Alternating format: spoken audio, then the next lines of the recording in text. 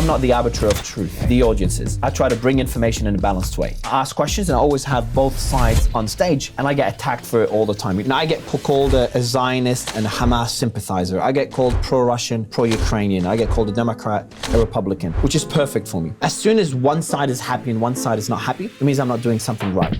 You really feel passionate about trying to present the facts and trying to present them equally so people can make decisions. Most problems are solved with communication. You'd be surprised how dumb people are. You put them together in a room, magic could happen. X offers you the platform to do it, but it's on you to do it. I can't believe when you tell me your real passion is business, when I just saw you speak passionately for an hour about journalism. It's like I run two lives. One of them that requires dealing with drama, hate, attention, death threats, security risks, and then another one, business meetings, behind the scenes, jumping on calls with the team, closing deals, and making money. So it's like two different lives. I'm in the middle. Do you think we will live in a future where someone in the media can literally make a change that'll change the world forever? Like, we've never really seen a figure like that could bring people together. Do you think that we will? People underestimate how censored the world we live in is. They now know they can achieve such control and censorship. When I say they, it's people in power. So if more people do what we're doing and bring both sides together and whatever the topic is, then you can actually take it a step further. Then you can have not only one influential person having a voice on your show like Joe Rogan or mainstream news over the decades, but you have two influential voices coming together and speaking. It's underrated how much dialogue can solve in our world.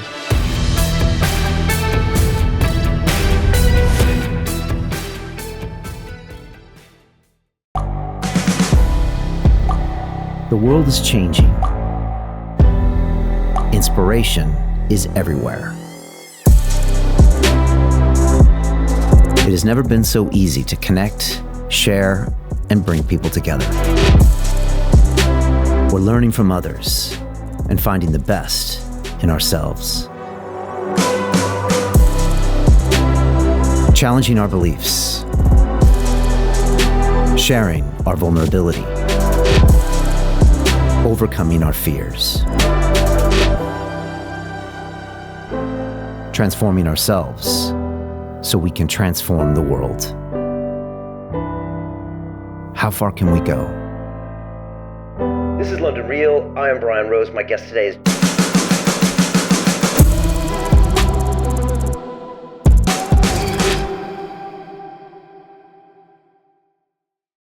This is London Real. I am Brian Rose. My guest today is Mario Nawfal, the entrepreneur, blockchain expert, angel investor, and citizen journalist. You are the host of The Roundtable, the largest show on X Spaces with an audience of millions tuning in every week. Your guests have included Elon Musk, Hunter Biden, Sam Bankman-Fried, Andrew Tate, Mark Cuban, Tucker Carlson, Alex Jones, and many, many more.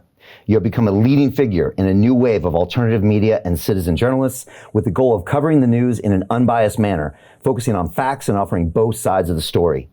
You've also founded and built numerous companies, including IBC Group, the international blockchain consultancy firm with a network of experts in over 40 countries. Ultimately, you believe that mainstream media is dead, online censorship is real, and people must seek out new media to find the truth. Mario, welcome to London Real in Dubai.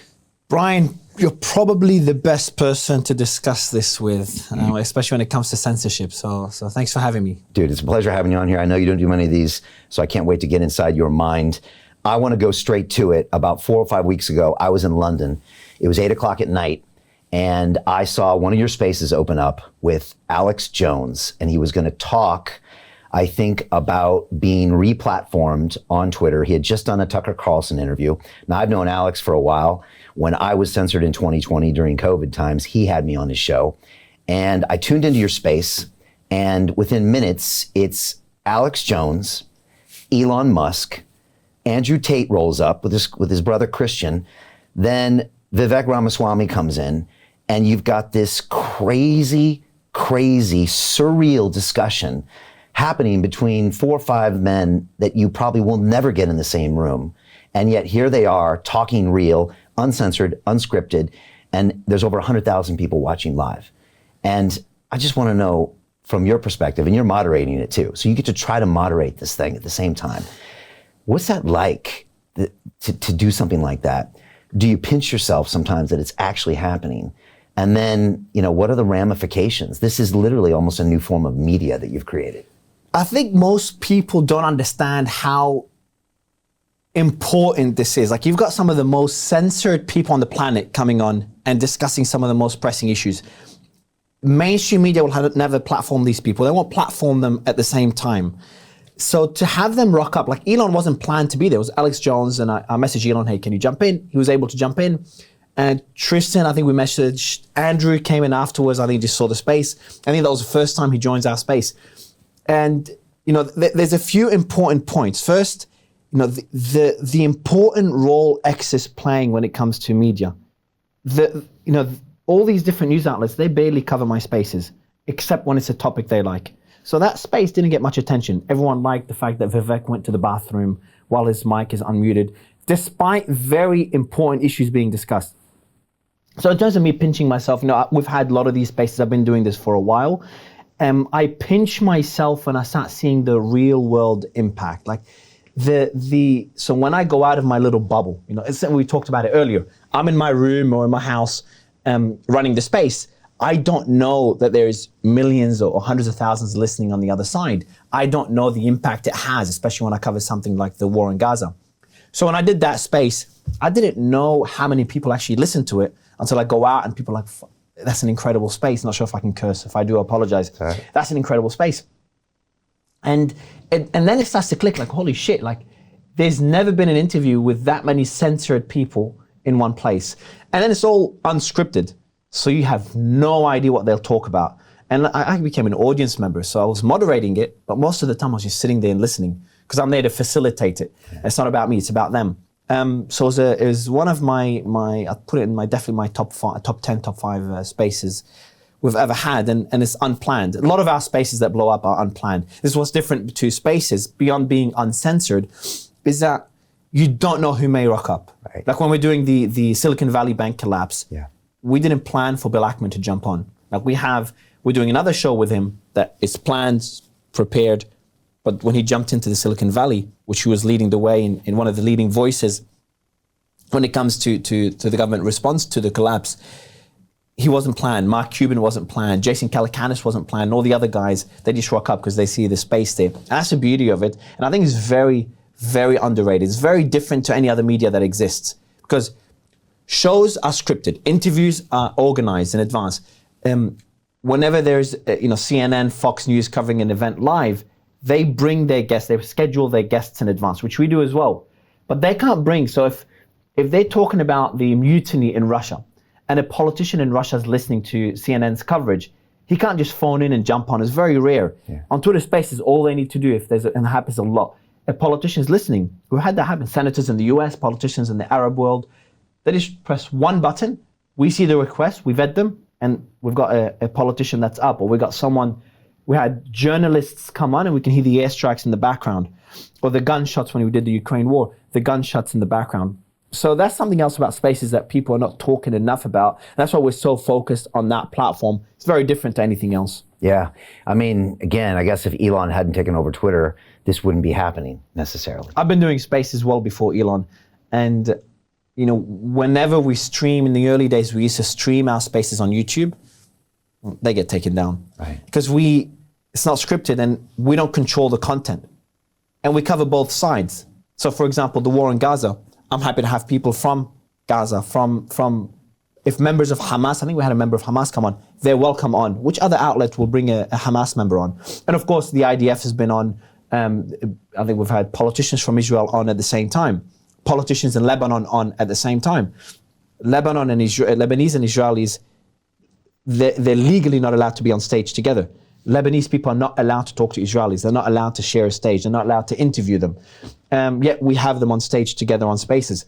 This is not something I could do on any other platform. Rumble, which you're a proponent of free speech. Rumble is similar to spaces, to Twitter, to X. And they've done a great job in fighting censorship. But as we were talking earlier, it's a very, very tough uphill battle. Yeah, very much so. Besides that Elon one, and again, it was just crazy because none of those guys have probably ever had a conversation with each other. I think Alex and Andrew have talked, but just Elon, I'm sure, has never had a conversation with Alex Jones. Never. And he never probably, has had a conversation with Andrew Tate. I doubt he has. No, they've never talked. And now they're all talking at once with a presidential candidate chiming in. And like you said, it's unscripted, and it's just wild to see what happens. Also, what I found interesting is that Elon asked Alex some hard questions that were bothering him about Sandy Hook, and Alex answered, and Elon was like, okay, all right, solved.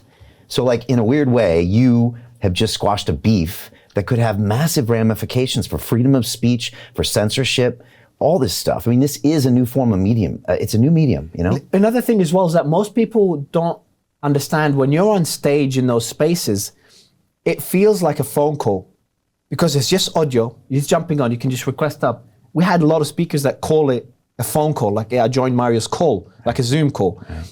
And that's important because they have the comfort. Like for example here, if you haven't done a lot of interviews, you'd be stressed. You've got the lights, you've got the cameras, and that's most formats are structured like this. So it means I know I'm on the spot. I know there's a camera, and instinctively I'm going to be paying attention to that in what I say. But if I'm just in a car and Vivek was in the bathroom afterwards, or in bed, or we had Elon join once and he's getting dressed to go into a conference room while in the space. There's that level of comfort, and you forget that the world is listening. It becomes like they're on a phone call together or they're sitting on a table together. So it becomes very raw and a lot more open. Some things that were said, like the first time that ever happened, I realized the power of it was when I was in the space that blew me up, the FTX space. When FTX first imploded, no one would believe what we know now. We were the first to have a whistleblower come on. Her name, I won't mention her name, but she's in a recorded space. She came on, she worked at one of the top exchanges in crypto. And she was talking about exactly what we know now. The beef between CZ and SBF, what SBF has done, all the allegations, which ended up being a lot worse. Back then, it was a massive shock. So she came on, she was sharing it because she felt like it's a private discussion. And later, her voice started crackling. I remember that space really well. And I realized that she's getting pressure on the other side. And then suddenly she's like, guys, actually, I cannot keep talking about this. And she starts messaging us, guys, can you delete it? We can't, it's a live space. I can't keep doing this. I'm getting a lot of pressure. And then she leaves the stage. So I realized that you have whistleblowers. We work with James O'Keefe, who does a weekly space with us. Whistleblowers are more comfortable, and I had that a lot with FTX, more comfortable joining our space than going on Fox or CNN and having all the cameras point towards them, because they have that feeling of security and that rawness to it. Speaking of FTX, Sam Bankman-Fried joined one of your spaces when all this was kicking off, right? Exactly, yeah. He's the first public appearance he made, or the second. I think the first was New York Times. So the second was on our space. And that was in the court papers. So I found it recently. They talked about my space in the court papers, which is crazy to me. Like, when I was doing it back then, I never thought would be part, because he said some things that were incriminating in our space that backfired on him. But yeah, so that was... FTX was pretty wild. Right. So I know you had a bunch of big ones along the way. I listened to your Silicon Valley coverage when I was in London. I listened to your Russia coverage, and we can talk about those. That was insane. Those were crazy moments. And again, sometimes your streams go on how long? Like, what's your longest? FTX was probably one of the longest. The Russian one would probably be the second, and the Gaza will be the third. So with FTX, obviously, it was nonstop because it was just kept getting worse to worse to worse. So I would do a space for like 20 hours, then I'd sleep for 3, then I'd do another one for 24. And that wasn't all planned. I never wanted to be in the limelight, but there was a need for it. So then I go to sleep, 4 hours later, I get woken up because the hack that happened, and all the funds were getting siphoned off from their wallets. And then I have to do another space that ends up going for another 24 hours. So that was one of the wilder ones. And I had no team. I had my whole team, like my whole company. I have an incubator. That's my main business. I had to freeze everything, move my entire resources to be able to operate that space and get a team to vet the news, vet the like I've done spaces before, right, more structured, and I've done Clubhouse rooms. I used to do the biggest rooms on Clubhouse. Tiny compared to the FTX space and what I have now. So I wasn't ready to deal with what I have now. Now we've got the infrastructure to deal with it. So that was a crazy one. The mutiny one was probably one of the more surreal ones. Was crazy because I was doing the submarine one. Remember the submersible that got lost? Yeah. And there was a bunch of people on it. Everyone's trying to figure out, are they alive, not alive? The Titanic one. Exactly. Yeah. So I covered that one. I wasn't planning to, but I'm like, let me try to do a space. It blew up for 20 hours. So I did that. I got 6 hours of sleep. Did Imran Khan interview. the former Pakistani Prime Minister, not long before he got arrested. And while I'm doing the interview with Imran Khan, the mutiny started. So I'm talking to Imran, who met Putin, and he was with Putin. He said it in the space. He was the first person Putin told outside his circle that, hey, we're invading Ukraine, because he was meeting Imran Khan while the invasion was happening. So Imran Khan was telling us about that experience and his thoughts about the mutiny, and he's asking me for updates, like, hey, what's happening? And I give him updates, the mutiny's happening. So we end the interview with Imran Khan, which was already a crazy interview. Pakistan was all watching. And then immediately kick off the space for the mutiny. That goes on for 24 hours exactly, because that's how far along the mutiny. It's just insane. And then I end that. I had to go film a reality TV show in LA. So I packed my bags, head off to LA, and that's where the hit pieces begin, the biggest ones.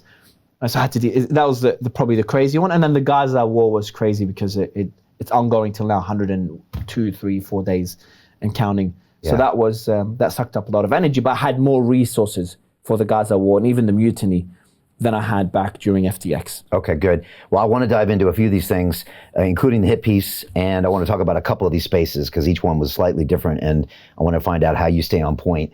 You don't have any journalism background, do you? No formal training.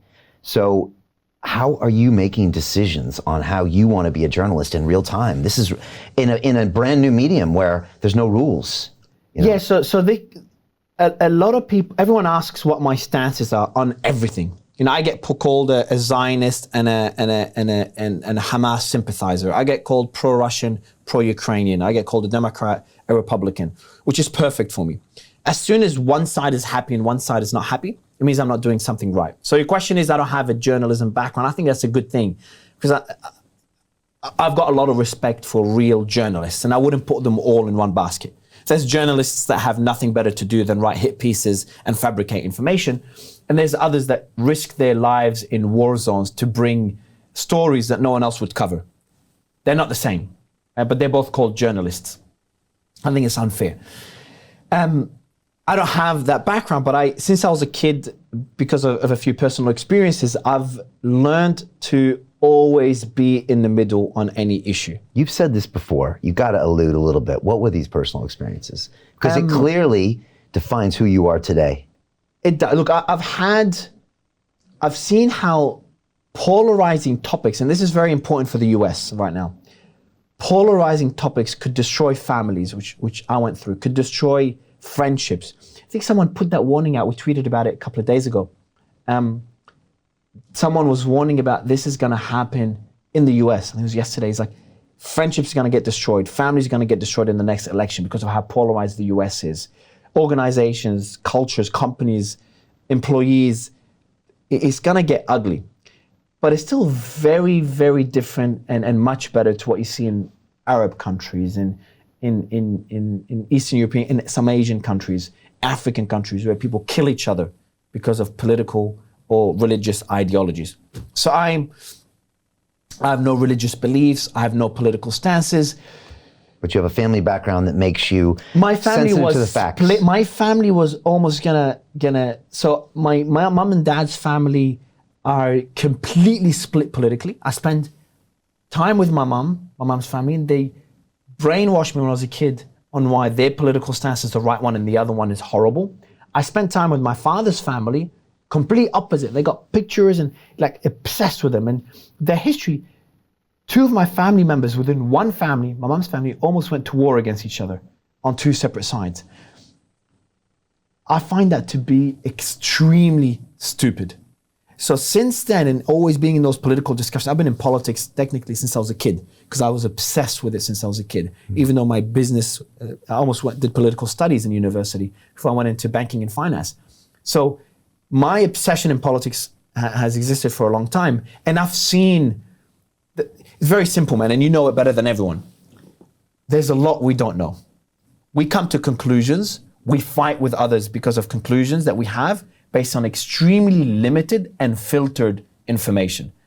So I decided to never come to any conclusions and instead always look for this information, always ask questions. I made that promise to myself as a kid. That's what I do now. I ask questions and I always have both sides on stage, and I get attacked for it all the time. I got so much hate when I got Alex Jones. But I think, even though I disagree with a lot of what he says, it doesn't mean he shouldn't have a platform and have a debate with others. And I'm not the arbiter of truth. Right. The audience is. I try to bring information in a balanced way. That's the statement there. You're not the arbiter of truth. And you recognize that you got to check all your biases at the door and just present both sides equally. And because your family history, that's burned into you. You're originally born in Lebanon, then you went to Australia, but you had all this stuff mixed up in the family. Exactly. I migrated to Australia as a kid, so I've lived in a democratic country, a very open. Australia is an incredible country. I've got a lot of respect for the culture they have. And that's kind of what kind of built me. But I do have a Lebanese background. And I've seen that country is extremely polarized, like probably one of the most polarized countries in the world. It's a mix of religiously, it's got Christians, it's got Druze, Sunni, Shia, and within Christians, there's different groups. Christian groups are split and they went to war with each other. Sunni groups are split, went to war. Shia split, went to war over the last few decades. Then they all fought together. Then Syria entered. Then Israel entered. Then the US is involved. Europe. It's a melting pot of all this bullshit from all around the world kind of mixed together. And I'm just witnessing. It's probably the best place to see how little we know, especially now, obviously having access to the people that I have access to. I see the information that the world doesn't have that I'm not allowed to share on stage. I'm like, guys, like you're coming to those conclusions, but you have no idea how little you know.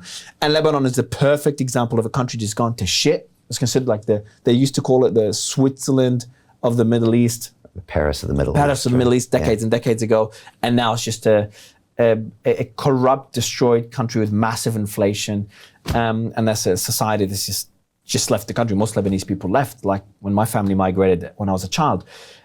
So in hindsight, it's a good place to kind of get the experience and have the values that I have today. Okay. All right. That really helps because that's why we know why you're doing it, right? What does Simon Sinek say? Start with why. That's your why. You really, really feel passionate about trying to present the facts and trying to present them equally so people can make decisions and get out of their own echo chamber. We're all in echo chambers. We all bring our emotional baggage to the table. And then a lot of our social medias, they take our echo chamber and they isolate it even more and feed us back what we want to hear.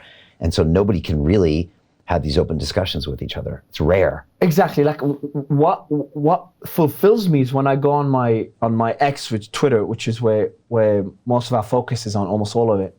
And I see, Israeli extremists, I'm going to go down the extreme path, and Palestinian extremists, Palestinians that want Israel not to exist, and Israelis that just think Israel should take over Gaza. Both of them engage on my posts and attack me when I post something they don't agree with, but retweet something that they agree with because I cover both sides. And it exposes both sides to the other side. Otherwise, they'll be in their own echo chamber. I'm sure if I just posted pro-Palestinian content, the Israeli side will just block me and they'll never be exposed to it. And if I post pro-Israeli content, the pro-Palestinian side will never listen to me. But if I post both, then they'll both attack me, support me, depending on what I post, and debate in the comments. I think that's what fulfills me. And that's something I'm sure there's others doing it, but I haven't found one platform or I'm talking about X, one account that has that, at least when it comes to the topics that I cover. So you're a peacemaker in disguise. I try. Look, my goal, I think what will fulfill me is that if I manage to, we've had real world impact and I'm very humbled by it. But when I take that to the next level, a good example now, something that is still far-fetched in my opinion, but if I have Putin and Zelensky sitting on a table together in my space with different moderators, just having a frank conversation with the world listening without any involvement from any other countries, just them, two of them sitting down. I know that's not how politics works. Maybe it doesn't lead to something. I'm not saying they're going to reach peace in such a format. That's not how peace is reached. That's not how political decisions are made. I respect that. But just the fact that they managed to have that conversation, the amount of people that were blocked, they blocked each other. I can give so many examples, or I'll try to remember some of them. They blocked each other and they come on my stage and they have a civil discussion, but for years they've been attacking each other and they make peace on stage. You use Alex Jones and Elon Musk as an example, and Jason Calacanis came on at the end as well, and then went back and forth with Alex Jones as well. That's happened so many times, and this is this is probably one of the few things that fulfills me. It's nice to see that. I wish there's more of it, but I'm not too hopeful. And like you said, you're not naive enough to think that a Twitter space is going to solve a war. I'm glad you say that. But you're also not, short-sighted enough to think that it couldn't start something that would lead to a peace. And look at all the things. Look at Reagan and Gorbachev. I mean, that closed down a massive Cold War. That brought the wall down because two men could find a rapport. Okay, politically, it still had to be maybe the right place at the right time. But you might argue if they weren't talking, that could have been postponed by 5 years, 10 years. How many problems, I used to tell this to my employees for years now, most problems are solved with communication. You'd be surprised how dumb people are. Yeah. Like some of the stupidest problems, my employees are fighting about something silly. I'm like, guys, just get on a call. Like, we don't need a call. This is black and white. Just get on a call. They get on a call, later they're best friends. And you'd be surprised how this applies. I'm surprised, even to the smartest and most powerful people in the world. You put them together in a room, magic could happen. Again, I'm not being naive about it, but I'm also surprised by how much impact it has. So I think dialogue is what we try to achieve, and we try to be, I cannot think of any platform that is as centrist or as unbiased as us. The mainstream media, some of them, obviously CNN, Fox are good examples of biased ones. There's others somewhere in the middle, Reuters or AP are good examples. So, but still them, they've got their biases. If Hamas put out a statement, I'll use Gaza Walk as the most recent and most fresh, we put the Hamas statement on our platform. A lot of people attacking me, why are you giving them a platform, etc. I'm like, they've got millions of protests around the world that want to hear them. You can disagree with them, but don't you want to know there's a war against them, what they want to say? And then IDF put out a statement and I posted on my channel.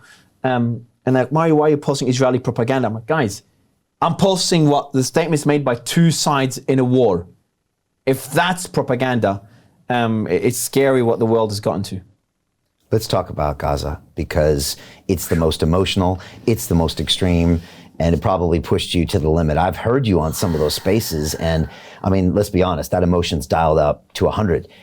Even though Russia was dicey, but you've got people on those spaces, and sometimes you have to tell people to quiet down. Sometimes you have to say, look, you're being biased here, you're getting emotional. Walk me through how that started and what it was like and what you've had to deal with, from both sides. And how do you keep that space going? How do you stay objective? Do you ever kick yourself afterwards and say, man, I really messed up there? I'm objective. I do take stances at times. Like, for example, in the Gaza war, I think it's a very nuanced war. It's probably the toughest one to cover. It's the most polarizing. The one I got canceled for attempts to cancel me the most. It's much harder to cancel me now based on what I've gone through. We'll talk about that later, as you mentioned. But I've been targeted the most for that one by various organizations from all sides. I lost employees, I lost co-hosts from both sides. But I eventually get a lot of respect because people eventually saw that I'm trying to cover both sides. And there's value in doing that, no matter what the issue is. It was a really hard one. So my stance is, for example, I think a ceasefire is necessary. And that's the stance I take. I think I'm very anti-war. I think everything could be solved in both sides coming together and speaking. But this is where it kind of stops. Beyond that, as soon as I start taking stances, even though I have stances personally, I don't share them, or I try not to have them impact the space. And I'm really good at that. I'm really good at detaching myself. I've been doing it for too long on a personal level and with the show. I don't let them impact the show, because even if I believe in those stances, then the whole show could be put in a bias category. And no one's managed to do that on any topic yet, because I get attacked by both sides all the time, which is great. But that one's really tough. I've covered Israel, the Palestinian-Israeli conflict in the past twice, because there were clashes prior to this war that I covered. And I remember we had people play Hamas communication on our stage live as Israel was hitting a camp in Lebanon. It's a pretty surreal space. That was prior to the war. Even those spaces and the Iranian ones, when the protests were happening, they were really tough. I'm like, these ones, I have to be there. So my co-hosts, who's been my co-host for many months, obviously he had a very strong stance on one side. So we parted ways because of that. And because he thought you were being biased to the other side. To the other side. Eventually he understood that I'm trying to be centrist. He disagrees with me, but he's extremely biased on one side. And I respect, I've never badmouthed him or anything, but he was very passionate about that. Is it because when the emotions get so high, the logic goes out the window? Even with people that that are super intelligent and super logical. Is that what happens? Yeah, I'll mention in a general way. Yes. Some of the smartest people get triggered. Everyone has a topic that triggers them. I haven't had one person on my stage that could be extremely unbiased about everything. Like, I'll use my co-host as an example. He was extremely unbiased even though he had his opinions on almost everything, he ran spaces in a very unbiased way. He was great at it. He couldn't do it with that one. He's just too passionate about it. And he built an incredible following, and he's got his own niche in that audience. He's done a great job taking that stance, but it just shows how difficult it is to be unbiased. And I never knew how difficult it is until I started struggling finding people to cover for me, because I don't want to be moderating every single space. And I realized how bad the human brain is to just accept the unknown. I don't know what the real motives are behind the Russia war. I can make assumptions. I don't know. I don't know what Israel's motives are in Gaza. I don't know what Hamas's motives were prior to October 7th. I can only make assumptions. There's a lot I don't know, but the human brain is designed to, that's why we come up with conspiracy theories. That's why, I believe religion is kind of an answer to the unknown, in my opinion. So a lot of people can't accept the unknown. It's scary. The unknown is extremely scary. And I think once you accept it, it opens you up to a whole new way of looking at things and of handling things that kind of allowed me to build the platform that we have, which was not planned at all. What was the hardest moment during the whole Gaza conflict? I mean, in the early days, you must have watched footage or heard things from the attack, and then later probably seen things on the other side, or maybe it was a guest. I've always received death threats. There's countries I can't go to, countries if I go to, I have significant security. So I've received a lot of threats, so audience size helps. So the more clout you have, the more you'll be targeted, fine. But because of the topics I cover. Like, if I have a massive audience size, but I talk about US politics, all right, I'll get threats, but it's US politics. I take death threats in the US, very different to death threats in Eastern Europe or death threats in the Middle East. So, how many countries have you received death threats in? There's a whole list of countries that if I go to, I do it very discreetly. I very carefully, I never announce when I go there. I don't go there, period. But if I have to go there for any reason, I was invited, I'll just use one as an example. I was invited to go to Ukraine, to the war zone, and me and another politician by a politician from Zelensky's cabinet. And that was a while ago. And I seriously considered it. But then it's just too much attention, because I had a lot of Russian people from the Russian side on my stage. Ukraine isn't going to be too happy on this. Isn't there a journalist in Ukraine that was, I think didn't he die in jail recently, a few days ago? Yeah. It's a journalist that was critical of the war. So I ended up not going. But there's a whole list of them. And I have team members as well. That work 10 or 20 countries. There's a lot. And the more issues I cover, the more that list was going to increase. But I think, it's part of the game because of the issues that I cover. The toughest one is, again, I don't want the sympathy towards me, because there's people in Gaza that suffered, in Israel, but mainly Gaza, obviously, considering the death toll there, that suffered significantly more, that are suffering significantly more. I had a pilot from the IDF come on, and pretty strong stances. Like, if there's a school with Hamas members or Hamas weapons in there, but there's also civilians, would you bomb it? Yes, I would. And I've done it before. I'm paraphrasing here. And he's explaining why striking targets that have civilians there is not a war crime and is justified. And then I had another person, his name was Ahmed, on that stage. It was heartbreaking. And he was talking about how his family, he has 7, 8, again, I could get the numbers wrong, family members killed by IDF pilots. And he's talking to an IDF pilot. Where else would that happen? I had another space where I had someone on the Israeli side that lost family members on October 7th, and someone on the Palestinian side that just lost family members that day, and they both found out on that day, and they were talking to each other. I had another guy, also his name was Ahmed or Muhammad, and he lost, he came on, every time he loses family members, he comes on our space to talk about it. In the passion and the pain in his voice, I just don't think you understand the pain of losing so many family members. And he comes on our space to talk about it.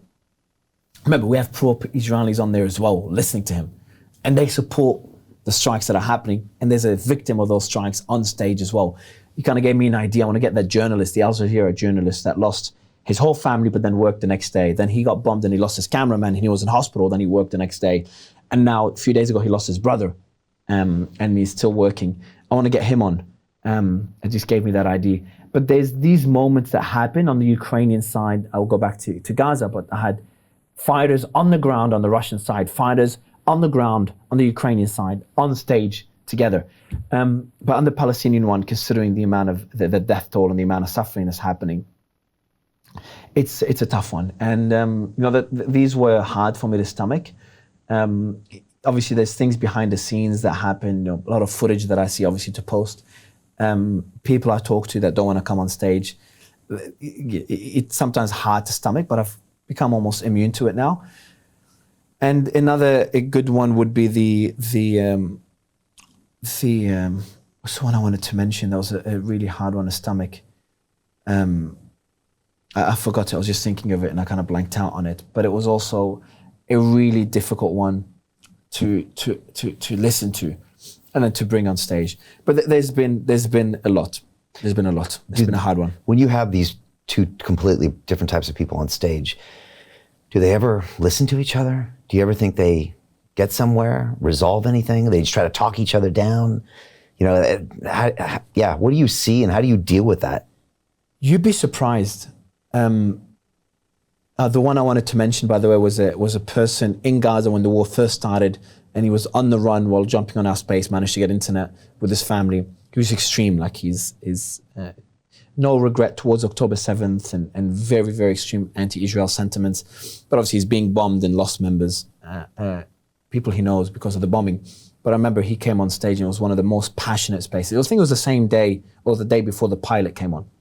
And that was a tough one as well, knowing that he's with his family and the strikes were happening in the background. There's a lot of similar examples. Now to your question on, does it lead anywhere? Surprisingly, almost all the time. Because I'm very strict on having, I think I've gained that respect where people know that they come on my stage to listen to both sides because we've built that brand. And surprisingly, both sides do listen to each other. And it leads to magical conversations. Obviously, it impacts the audience, and the audience is exposed to both sides, and I get a lot of messages and comments about it. I hope to take it to a bigger scale, but you'd be surprised, again, it's underrated how much dialogue can solve in our world. And there's Israelis listening that disagree with the Israeli pilot, and maybe there's Gazas listening that disagree with some of the people from Hamas. Exactly. Right? Of 100%. There's people in Gaza that are anti-Hamas, and there's some people in Israel that are anti the war in Gaza. So, you got both sides, but you got factions within each side that disagree with each other. And you got extremists on each side. Now, I've had a person that wants to wipe out Gaza and a person that wants to wipe out Israel on stage together and debating. Obviously, it doesn't. Some people are just too set in their beliefs, and they're just, butt heads. But that butting heads allows the audience to see both sides clashing. And they don't have to change their mind, but they have to, if they just learn to listen and to be more open-minded, I think that's enough. Maybe this is unrelated, but will this issue ever be resolved? It's been too many decades. It's just not enough. Seeing this war, I think people just forgot that the war is still ongoing. There's people dying every day. It's, I think it's just too deep, far too deep into the too polarizing and too far down the road. It is eventually going to be resolved. Nothing can go on forever, but potentially not even in our lifetime, and not the way it should be resolved, in my opinion. But I hope I'm wrong. So 50 years, 100 years, 500 years. It's been going on for a long time. I know. If you read research the topic, it's been going on for an extremely long time. It hasn't started on October 7th. It didn't start in the 70s. It's been going on for a long time. It didn't even start in the 40s. So it's too polarizing of a topic for me to even have an opinion on, or even to not only share an opinion, but to have an opinion. It's too difficult. Right. What are your rules in these spaces? Because I've heard you cut off people. I've heard you say, no, now You getting too emotional, or you're saying things, I'm going to stop you. And these are people that you've had on before. Like I've heard you cutting people off and things. What are your rules, and how do you know when to do that? And also, how do you do that when you're on hour number 20? I mean, like, how do you stay focused? Because you are the guy that has to cut people off and enforce. Yeah, so, and you're referring to the big polarizing spaces where they end up going on forever and get very heated. I don't have too many rules. I think the number one rule, you'd be surprised, has nothing to do with cutting people off or no swearing and stuff. Like, I don't mind swearing. I want it to be as raw as possible. It just depends on the audience's reaction, the panel's reaction. But for me, the number one rule is balance. It doesn't have to be, equal amount of speakers, but equal amount of speaking time. So we might have 3 pro-Palestinian and 6 pro-Israelis. Doesn't mean it's the imbalance is there, because I might have them both speak the same amount of time. So balance is the number one rule. That's it. Number 2 is the basics. No death threats. I've had people threaten each other on stage a lot. No death threats, and avoiding personal attacks. I don't mind a bit of personal attacks, because it just keeps the energy going, keeps it raw, but just not to get too far-fetched, because then you're moving away from the substance of the issue, and you're making it personal. No one gives a shit whether you think that person's an idiot or that person thinks you're an Israeli spy or a Hamas sympathizer. I don't care. I care about the issue and your opinion on that issue. So I try to avoid personal attacks, and I try to keep it balanced. Okay. How do I do it on hour 20? It's a lot of coffee and a lot of adrenaline, the Wim Hof breathing, for example, and things like that. Okay. Besides Zelensky and Putin, like, what's next for you? Like, where does this go? How does this evolve? And I know the Twitter platform's evolving, and they're also talking about potentially video coming in, but will that potentially change or even ruin what you've built? Because this medium is very strange. Like you said, there's no video. It's audio only. It's as many people could be on spontaneously. It changes when you even put yourself on video. So what's next? Yeah, I don't know. So what you're referring to is Elon. A few days ago, he told us that he's adding video feature in Spaces in the next few weeks. So you can opt in. Opt in, yeah. That's how I see it. Or it's up to X to share it, but that's how I see it happening. I don't think it will impact Spaces, because in Zoom you can put video on. So I think that will remain the same. If anything, it will make it more personal. Imagine you have someone from Gaza. Guys, look at the destruction. Or someone in Israel, the warplanes are there. Or even seeing someone's face when they communicate. It makes it a lot more personal. Yeah. A dialogue on a phone call is very different to face-to-face. So I think we'll have more impact when it's face-to-face. So when it's within Spaces, I think it will have more impact. I think it's a great addition. But we'll see. The audience, the users will decide. Now, in terms of the video feature on X, we're using that. We did the interview with Walter Isaacson to launch our show, and then the war started, so we kind of paused that. We're starting it again. A lot of focus is placed into it, live streaming as well. And, big fans of the platform, so happy to do our part in supporting it and pushing it on all the, Vivek, for example, is doing a daily, even though it doesn't get a big audience on X, a couple of thousand live listeners, he does a daily video show, streams all his events video on X. It doesn't take much for people to leverage that platform and those features. I just don't think it's extremely different to Twitter Spaces. When you do the video show, you can't just have people randomly rock up and come up. You don't have, it's not a call anymore. It's a live stream. And I think that's a very big difference. And already seeing the adoption on video is minuscule compared to the adoption on Spaces, despite a lot of effort pushing video. So we'll be doing videos, and we already started, but Spaces is still the focus. And it's, again, the impact of it is highly underrated. What can you tell me about Elon? What's your relationship like with him? And what's it like when Elon retweets your stuff, comes on your space? I mean, that must be kind of strange. Yeah, it's he's been extremely supportive, and look, I can just talk about publicly. He's retweeted content he agrees with. He's credited us when we did things right, like the mutiny. We tried to cover that live, because when we covered the mutiny, we were getting information not from the news. So many times mainstream news outlets are in our audience, and they DM us for news, their information for sources, because we have a team that gets it from not people on the ground or these Telegram groups. The Wagner Telegram group, for example, in the war in Gaza, from the Hamas Telegram groups, or the journalists on the side, or people from Hamas. Like, we get it directly from the source, as raw as it gets. And we share it, even if it's unconfirmed, like, hey, this is unconfirmed, shared in a Wagner Telegram group or in a pro-Russian Telegram group or from someone on the ground. We're finding a way to confirm it, and we've been pretty accurate in it. Obviously, we don't just post anything random. It has to be a verified source. So kind of going back to your point in Elon, so when we do things right, for example, the mutiny, you know, he brings attention to it, or when there's truth. To continue watching the rest of the episode for free, visit our website londonreal.tv or click the link in the description below.